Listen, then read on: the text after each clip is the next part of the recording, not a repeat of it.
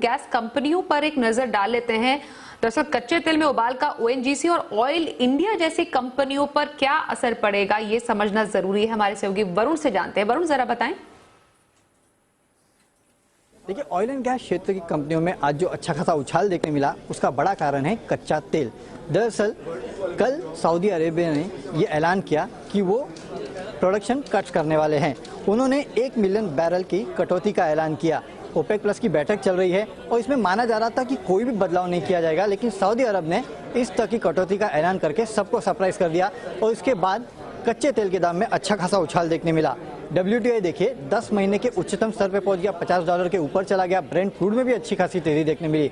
In fact कच्चे तेल में नवंबर से ही तेजी देखने मिल रही है, जब से कहीं ना कहीं डिमांड की हालात को लेके सुधरने का अनुमान लगाया जा रहा था। तो नवंबर से अब तक करीब 38% के आसपास का उछाल कच्चे तेल के दाम में देखने मिला।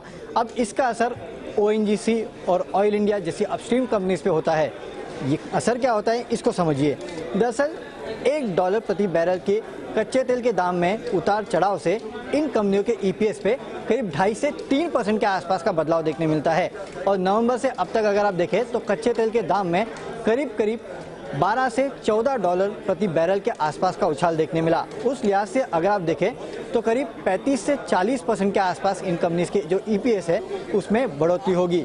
सिर्फ ऑयल कंपनीज नहीं बल्कि जो गैस कंपनीज है उनको भी फायदा होता है, क्योंकि ऑयल के दाम बढ़ेंगे तो जाहिर सी बात है गैस के दाम भी बढ़ेंगे। इसके लिए जो गैस रिलेटेड स्टॉक्स है वहां भी आपने आज तेजी देखी है। तो जैसे जैसे कच्चे तेल के दाम बढ़ रहे हैं वैसे वैसे आप देख रहे हैं कि ऑयल इंडिया हो या ONGC हो या फिर गैस को रिलेटेड जो भी कंपनीज हो उनमें अच्छी खासी तेजी देखने मिल रही है। इसके अलावा भारत सरकार का इस पूरे सेक्टर पे भी काफी फोकस है, उसका भी सपोर्ट कहीं ना कहीं इन कंपनीज को मिल रहा है। शुक्रिया आपका वरुण, इस पूरी खबर पर और ज्यादा अच्छे से डिटेल हमें बताने के लिए। आशीष जी, एक क्विक टेक मैं आपसे ऑयल कंपनीज पे लेना चाहूंगी। इन शेयर्स में क्या किया जाना चाहिए जब हम देख रहे हैं कि 10 महीने की ऊंचाई पर अभी कच्चा तेल है? देखिए, I think more than this there is also oil में जो PSU स्टॉक्स हैं, ऑब्वियसली वहाँ पे मुझे लगता है कि अभी भी स्ट्रेंथ बनी रहेगी।